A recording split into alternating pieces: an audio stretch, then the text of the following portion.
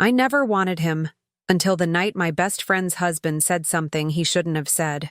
Before we begin, if you're new here, please hit that subscribe button and turn on notifications so you never miss these emotionally powerful real-life stories. And if this resonates with you, give it a thumbs up and share it.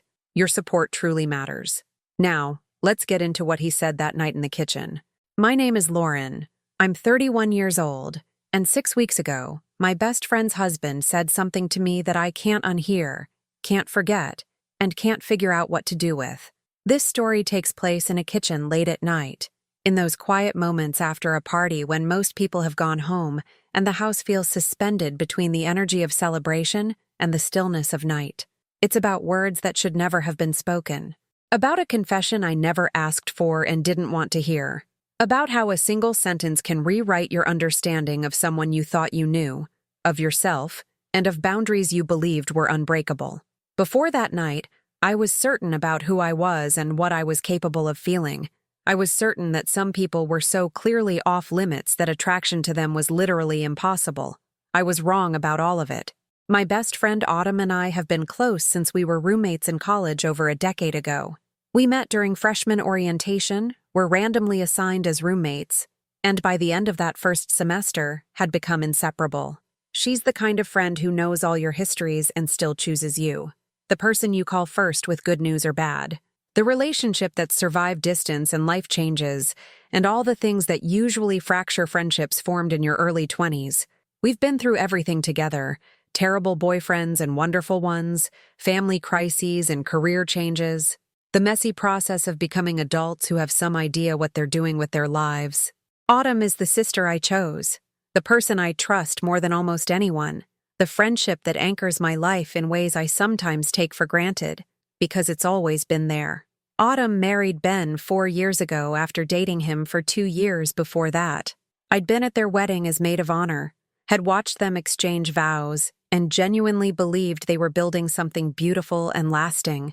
The wedding had been small and intimate, maybe 50 people total, held in a garden in late spring with everything blooming and perfect. I'd given a toast about how watching Autumn fall in love had been like watching someone discover a part of themselves they didn't know existed, about how Ben brought out the best in her, made her laugh more freely, supported her ambitions while grounding her when her anxiety threatened to overwhelm her. I'd meant every word of that toast. Had been genuinely happy for them, had never felt even a flicker of jealousy or attraction to Ben because he was so clearly Autumn's person, not mine. Ben had always been exactly what he appeared to be in my perception, Autumn's husband, a man I saw regularly at social gatherings but never thought about independently. Ben was a high school English teacher, patient and thoughtful in ways that complemented Autumn's more intense personality. He was the kind of person who listened more than he talked, who thought carefully before speaking, who seemed to genuinely care about the people in Autumn's life. He had a quiet presence that some people might overlook, but that made him steady and reliable in ways Autumn needed. For 4 years, Ben had been a constant presence in my life, at dinners and holidays and casual hangouts, but always as part of the unit that was Autumn and Ben, rather than as an individual I considered separately. I'd never felt anything inappropriate toward Ben. He existed firmly in the category of off-limits, not because I had to actively resist attraction, but because attraction was simply impossible, given who he was, Autumn's husband.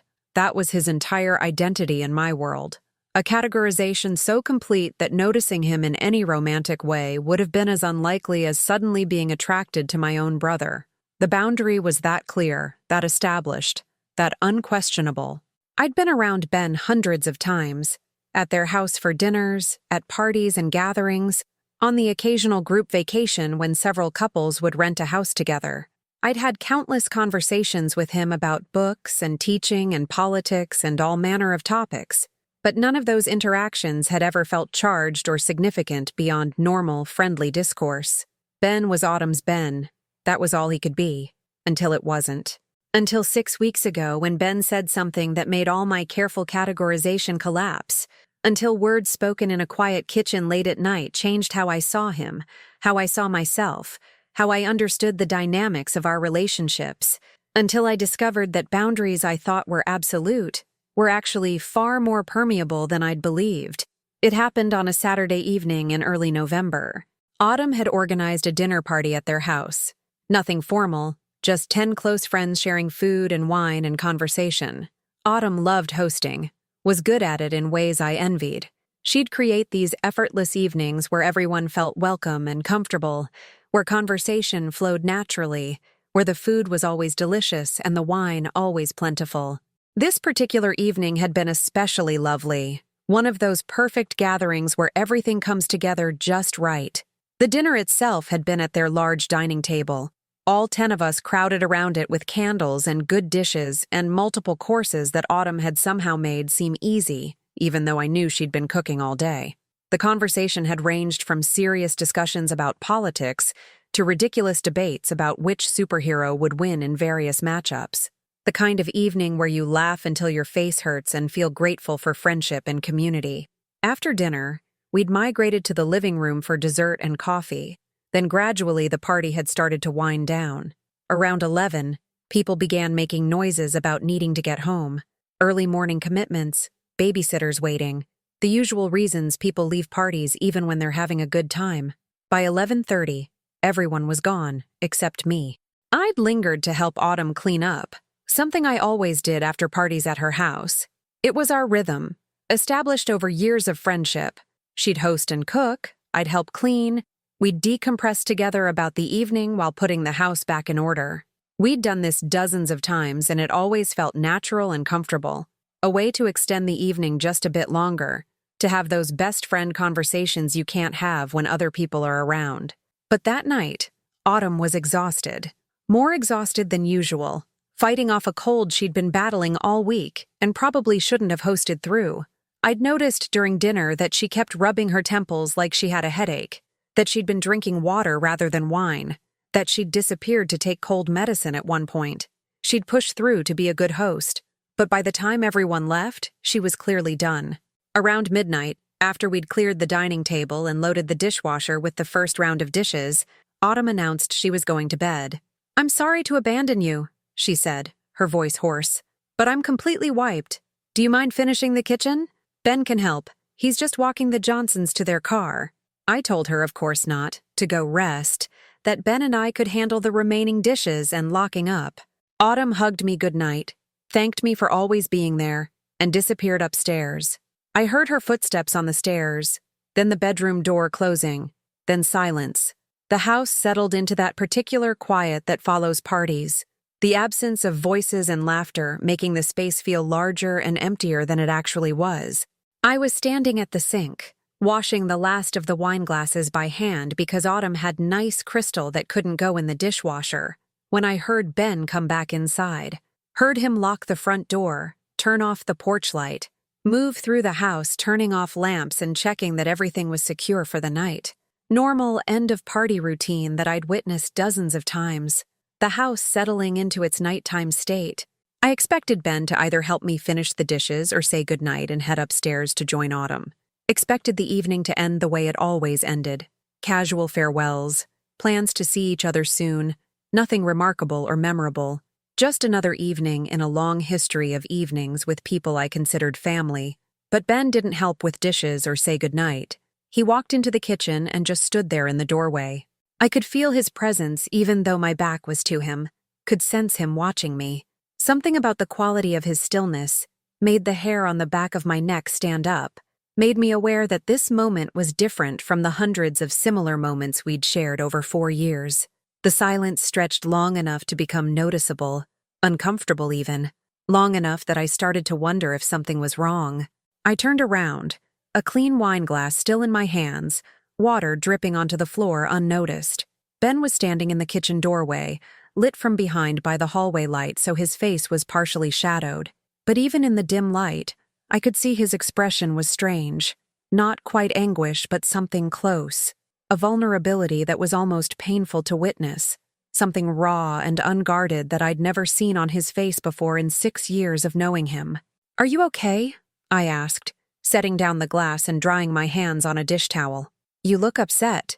Is something wrong? Did something happen?" My mind was already running through possibilities. Maybe he and Autumn had fought before people arrived. Maybe there was bad news from family. Maybe something at work was causing him stress. Some explanation for why he was looking at me like that. Why he was standing in the doorway instead of either helping or leaving. Why the air in the kitchen suddenly felt heavy with something I couldn't identify. Ben shook his head but didn't speak immediately. Just stood there, his hands clenched at his sides, his jaw tight like he was physically restraining himself from saying something. The silence stretched longer, became truly uncomfortable. I actually started to worry that something serious had happened, that he was about to tell me Autumn was sick, or that he'd lost his job, or some other crisis that would explain the tension rolling off him in waves. "Ben?" I prompted gently, concerned now. "You're starting to scare me a little. What's going on?" He took a breath, let it out slowly like he was trying to calm himself. And when he finally spoke, his voice was low and rough in a way I'd never heard from him before. Strained, like the words were being physically pulled out of him against his will. "I need to tell you something," he said. "Something I've been trying not to say for over a year. Something that's been eating at me, and that I know I should keep to myself, but I can't anymore. I need to say it out loud once, to you, even though saying it is probably the worst decision I could make." My heart started beating faster, some instinct telling me I didn't want to hear whatever Ben was about to say. That once certain words were spoken, they couldn't be taken back. That I should stop him before he said something that would change everything. Because there was something in his voice, in his posture, in the way he was looking at me that suggested this wasn't about work stress or family problems. This was something else. Something that involved me directly in ways I wasn't prepared for. "Ben, maybe you shouldn't," I started, already trying to prevent whatever confession was coming. Already knowing it was going to be something I didn't want to hear. Already feeling the careful, comfortable dynamic we'd maintained for 6 years starting to crack. But Ben shook his head, cutting me off. "Please, just let me say this. Then we can both pretend I never said it and go back to normal. But I need to say it once, or I think I'm going to lose my mind. I can't keep carrying it alone anymore. I need to speak it out loud at least once, even if we never acknowledge it again." The desperation in his voice made me stop trying to interrupt, made me just stand there, dish towel still clutched in my hands, my back against the kitchen sink, waiting for whatever words were about to irrevocably alter the comfortable dynamic we'd maintained for 6 years. The kitchen felt too small suddenly, too intimate, the only light coming from the small fixture over the sink and the hallway behind Ben, creating shadows that made everything feel unreal. Like this was happening in a dream, rather than in the mundane setting of a kitchen I'd been in dozens of times. Ben took another breath, met my eyes, held my gaze with an intensity I'd never experienced from him before, and said the sentence that changed everything. "I think about you constantly, Lauren. Every single day. Every moment. You're in my head when I wake up, and when I go to sleep, and during every quiet moment in between. I think about you when I'm teaching and when I'm driving and when I'm lying in bed next to Autumn. And I know that's wrong. I know I'm married to your best friend. I know nothing can or should ever happen between us. But I needed you to know that you're not invisible to me, that I see you in ways I shouldn't see you, that you matter to me in ways that go far beyond friendship or my relationship with Autumn." The words hung in the air between us, heavy, undeniable.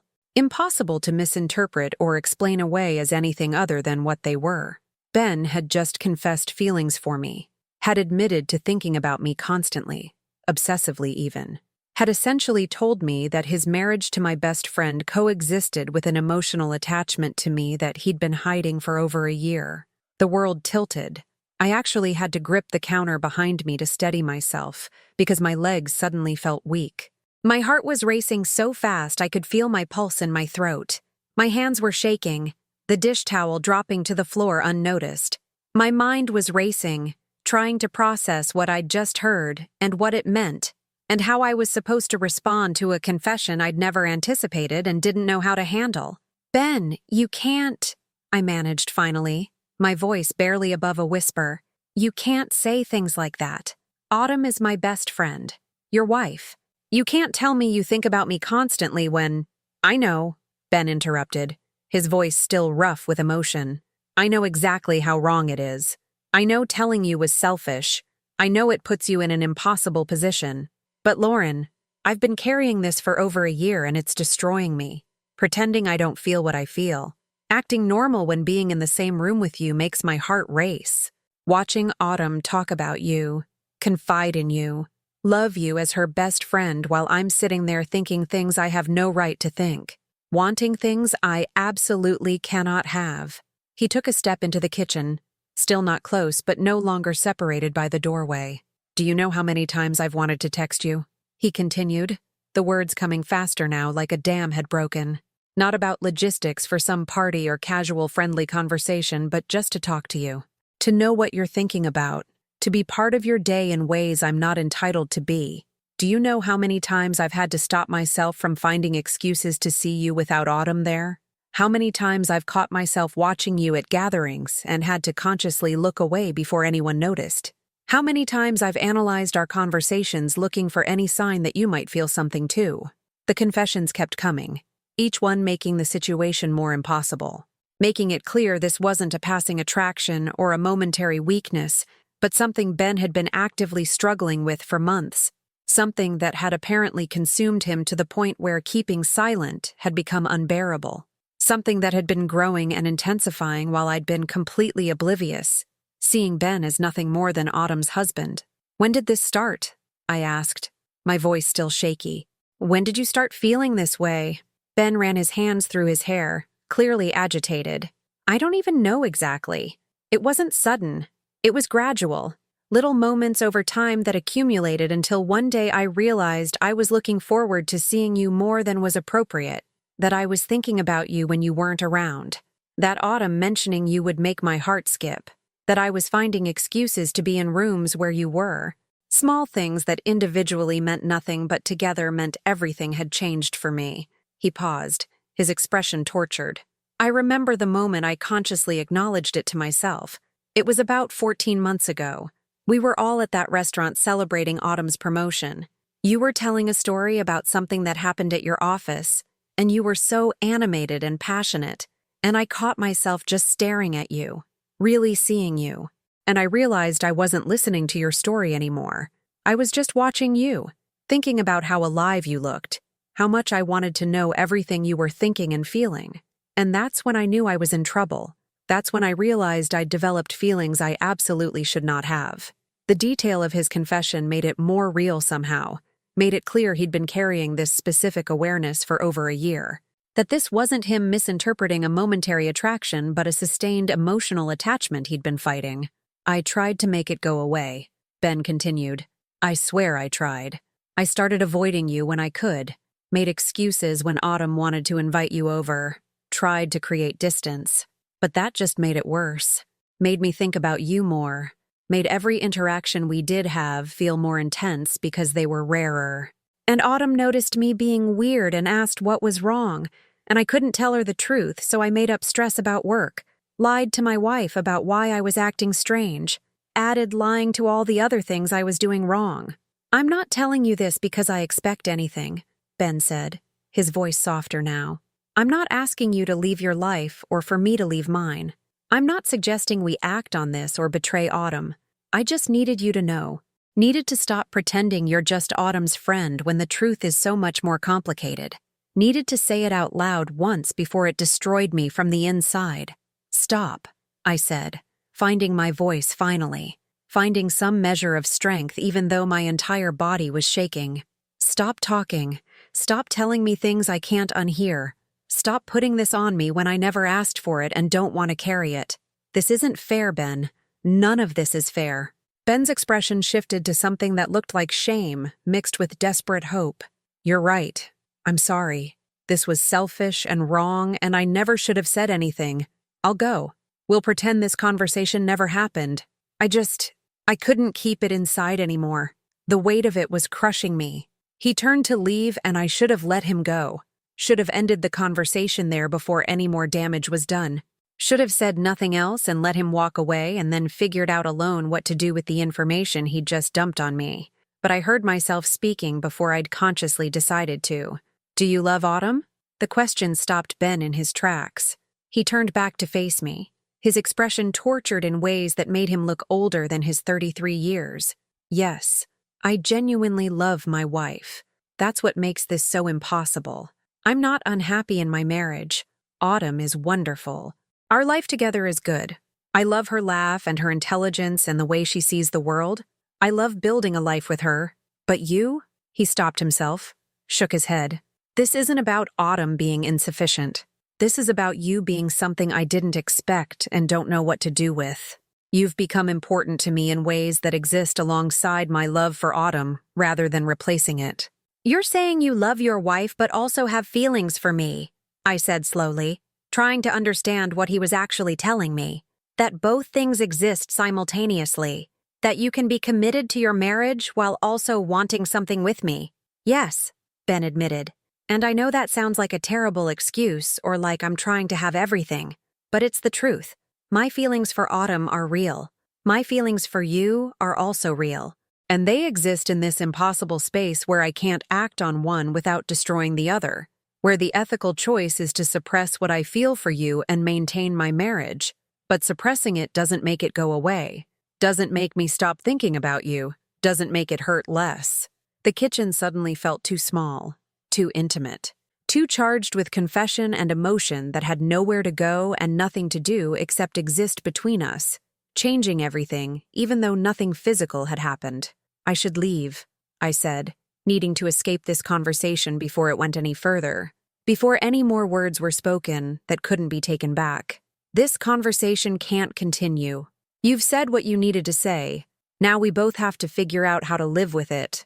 I moved toward the doorway where Ben still stood, and he stepped aside to let me pass. But as I moved by him, close enough that I could smell his cologne and feel the heat radiating from his body, he spoke again. Do you feel anything? Ben asked quietly. Anything at all? Or is this completely one-sided? Because if you tell me you feel nothing, if you tell me you've never thought of me as anything other than Autumn's husband, then I can work with that. I can accept that this is entirely my problem and my burden. But if there's any chance that you feel even a fraction of what I feel, I need to know. Even if we can never act on it. Even if knowing changes nothing. I just need to know I'm not completely alone in this. I should have said it was one-sided. Should have lied to protect us both. Should have made it clear that his feelings weren't reciprocated so we could both move forward without the complication of mutual attraction. Should have walked out the door without answering and let my silence serve as answer enough. But standing there in the doorway, close enough to Ben that I could see the vulnerability and hope and fear warring in his expression, I found I couldn't lie. Not completely. Not when he'd been so devastatingly honest with me. I don't know what I feel, I admitted quietly, the words feeling like confession and betrayal simultaneously. I've never allowed myself to think of you that way. You're Autumn's husband. You exist in a category where attraction isn't possible because it's so clearly wrong. I've been so careful to maintain that boundary that I've never let myself notice you as anything other than an extension of my friendship with Autumn. But now that you've said this, I don't know. I can't think clearly enough to know what I feel beyond confused and scared and angry that you've put us both in this position. But you're not saying you feel nothing, Ben said, and there was something almost like relief in his voice. You're saying you don't know, which means there might be something there that you've been suppressing the same way I've been suppressing what I feel. Don't, I said, my voice harder now. Don't turn my uncertainty into hope for something that can never happen. Don't make this more complicated than it already is. Even if I did feel something, and I'm not saying I do, what difference would it make? You're married to my best friend. Nothing can happen. Nothing should happen. So what I feel or don't feel is irrelevant. It's not irrelevant to me, Ben said. Knowing I'm not alone in this, even if we can never act on it, would make carrying it bearable, would make me feel less like I'm losing my mind. That's selfish, I said. You're asking me to confess feelings I might have just so you feel better about your own feelings. You're asking me to carry the same burden you've been carrying so you're not alone in it. That's not fair, Ben. None of this is fair. You're right, Ben admitted. Nothing about this is fair. Not to you, not to Autumn, not to any of us. I'm sorry. I never should have said anything. I should have kept it to myself and dealt with it alone. That would have been the right thing to do. But you didn't, I said. You told me. You made this my problem too. You took it out of your head and put it between us where we both have to carry it now. And I don't know if I can forgive you for that. I don't know if I can look at you the same way. I don't know if I can be around you and Autumn together knowing what you've told me. I don't know anything right now except that I need to leave before this gets any worse. I grabbed my purse from where I'd left it on the counter, needing to escape. Needing distance from this conversation, and this kitchen, and Ben's desperate, vulnerable expression. I'm sorry, Ben said again as I moved past him. I never meant to hurt you, or complicate your life. I couldn't keep it inside anymore. I left without responding. Let myself out the front door without looking back. Got in my car, and sat there for 5 minutes trying to calm down enough to drive safely. And then I went home and didn't sleep for the entire night. My mind replaying Ben's words over and over, analyzing every moment of that conversation, trying to figure out what I was supposed to do with information I'd never wanted and couldn't figure out how to carry. That was 6 weeks ago. 6 weeks of carrying Ben's confession like a weight that gets heavier every day, rather than lighter. 6 weeks of avoiding Autumn and Ben's house, declining invitations to dinner with increasingly transparent excuses. 6 weeks of creating distance that Autumn has definitely noticed and commented on. 6 weeks of Autumn asking if something's wrong, if she's done something to upset me, if our friendship is okay.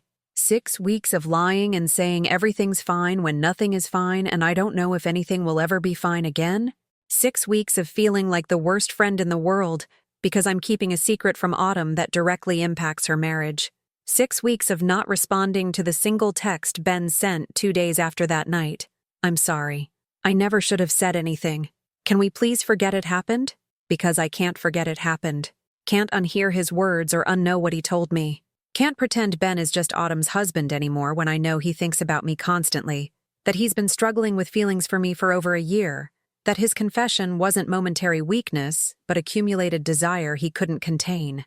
6 weeks of analyzing my own response to Ben's confession, of trying to figure out what I actually feel now that his words have forced me to consider him as someone separate from Autumn, of lying awake at night replaying the conversation and wondering if I should have handled it differently, if I should have lied and said I felt nothing, if admitting uncertainty was giving Ben false hope or simply being honest about my own confused state. 6 weeks of noticing things about Ben I'd somehow missed in 6 years of knowing him. The way he moves, the sound of his voice, the way his hands look when he's gesturing while talking. Small details that suggest I'm looking at him differently now, that his confession did awaken something in me, whether I'm ready to acknowledge it or not. 6 weeks of questioning everything I thought I knew about myself, about my boundaries and my capacity for attraction, and whether I've been suppressing feelings I didn't want to acknowledge because Ben was so clearly off limits. About whether what I'm experiencing now is genuine attraction or just response to being told someone wants you. About whether I'm capable of having feelings for my best friend's husband or whether I'm just confused by the intensity of his confession. 6 weeks of therapy trying to process this moral dilemma and get some clarity on what I'm actually feeling and what I'm supposed to do with it. My therapist asks difficult questions. What do I want to happen? If Autumn and Ben weren't a factor, would I be interested in Ben? What are my actual feelings versus my feelings about his feelings? What do I owe to Autumn versus what I owe to honesty? Should I tell Autumn what her husband said? Should I confront Ben again and demand we address this properly? Should I simply maintain distance until the intensity fades and we can all return to some version of normal? I don't have good answers to any of those questions. Every option feels wrong in different ways. Telling Autumn would destroy her, would shatter her trust in both of us, would blow up her marriage and our friendship simultaneously. But not telling her feels like betrayal too, like I'm keeping secrets about her husband that she deserves to know, like I'm prioritizing protecting myself over protecting her. Confronting Ben again feels pointless. What more is there to say? He's confessed. I've acknowledged uncertainty about my own feelings. We both know nothing can happen. What would another conversation accomplish except maybe making everything more complicated? But pretending it never happened also feels impossible. How do I go back to casual friendship dinners knowing what I know? How do I look Ben in the eye? How do I watch him with Autumn without thinking about his words, about what he told me he feels, about whether every interaction between them is shadowed by his feelings for me? 6 weeks, and I'm no closer to answers than I was that night in the kitchen. 6 weeks, and Ben's words still echo in my mind constantly. I think about you constantly. You're in my head when I wake up and when I go to sleep. You matter to me in ways that go far beyond friendship. Words I never wanted to hear. Words that changed everything. Words that awakened something in me I'm still trying to understand. I never wanted Ben. For 6 years, I genuinely never wanted him. Never thought of him romantically. Never imagined what it would be like to be with him. Never allowed attraction to develop because he was so clearly off limits. But now I don't know what I want. Don't know how I feel. Don't know if Ben's confession created feelings or just forced me to acknowledge feelings I'd been suppressing. Don't know if what I'm experiencing is genuine or just confusion. All I know is that Ben said something he shouldn't have said. In a quiet kitchen late at night, while I washed glasses and he stood in the doorway and the house settled into silence around us. He confessed feelings he'd been hiding for over a year. And nothing has been the same since. Some words can never be taken back. Some confessions change everything even when nothing physical happens. Some moments in quiet kitchens late at night shift the entire trajectory of relationships. And I'm still trying to figure out how to live with what he said. Still trying to understand what I feel. Still trying to determine what happens next. The end.